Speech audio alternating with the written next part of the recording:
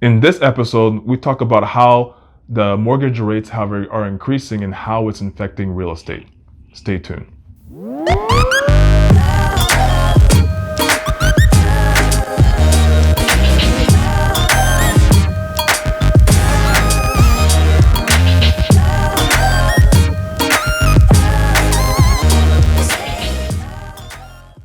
Welcome to another episode of Same Page. Once again, this is your lovely host, Lenard. And I'm Sarah. Just how do you get to be lovely? Well, I don't see why not. You could be handsome. I could be handsome too, but I could also be lovely. Okay. Yeah. All right. There's nothing wrong with it. This is your lovely host. Yes. Leonard and Sarah. I said host, so we're both hosts. Yeah, hosts. I didn't hear this at the end. You know, as a speech pathologist, you gotta hear all the sounds. Absolutely. All right. So in this episode, we're going to talk about how, with the increase of the mortgage rates that we've seen recently in our economy, and how it will be affecting the housing market. Yes. And before we get started, don't forget to like, subscribe, and comment. We always love to hear your feedback in the comments, either on YouTube or Instagram or even Facebook. We're out here, man. Give us a comment. Okay. So in general, how does an increase to interest rates affect real estate in general? I mean, the things that I can only think about, talk about either my experience or, what I've heard.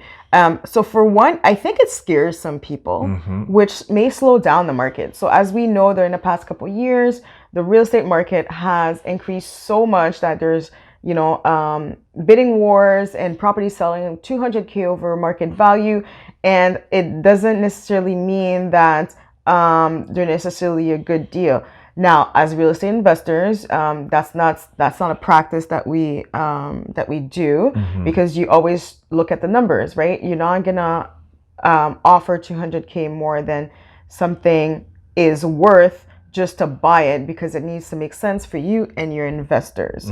However, properties are still going for $200K, above market value, and it has been harder to find deals. Now, how has this impacted, or will this impact the market? I think because more people are scared. Like what we are seeing is that if you have a variable mortgage, your monthly payments have gone up. And obviously, if you're gonna get pre-approved, now it's a little bit tougher because the mortgage rates are higher.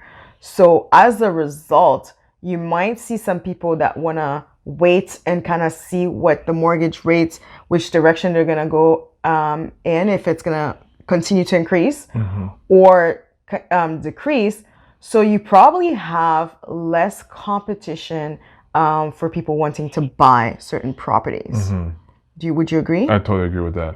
And then one thing to consider is just like when you're doing your underwriting, is just another layer that you have to go through in order to analyze whether or not your deal still makes sense at these rates. Yes, and I think, now that we're seeing an increase, like nobody has a crystal ball to say, in the next 6 months it's going to go up or down. So you probably want to add 0.5 or even 1% to your mortgage rate, to what the rates are now, just to see like if it goes up, is it still a good deal? Yeah. Is if my mortgage goes up, is it still a good deal? Or then if you want, you can just lock in a fixed rate for the next 5 years. And some people are doing that, and that's fine too. You just do what's best for you. We like the variable rates because, for one, they're typically lower than the fixed rates, right? Typically. And even if they increase, and which it has for us, they're still not at the fixed rate that was offered to us at the time. Exactly. So we still feel like we're winning. Exactly. And then another reason why we tend to favor variable rates is it gives us the flexibility of if we want to choose to refinance on a property, then the penalty for breaking the existing mortgage is only 3 months of interest, compared to if it's a fixed rate, it'll be the remaining amount left to the term of that mortgage. Yeah, the interest. The interest, yes. So it could be, it's way more significant as far as a penalty, and it will definitely affect your bottom line. Yes. So we're still okay with the rates. In the grand scheme of things, the rates are still really low. Yeah. Like, I think we've been spoiled with these like 1.9, 2.1, etc. And all of a sudden you hear 3% and you panic. But historically, obviously not, in recent years, but mortgage rates used to be like 9, 10%. It used to be very, very expensive.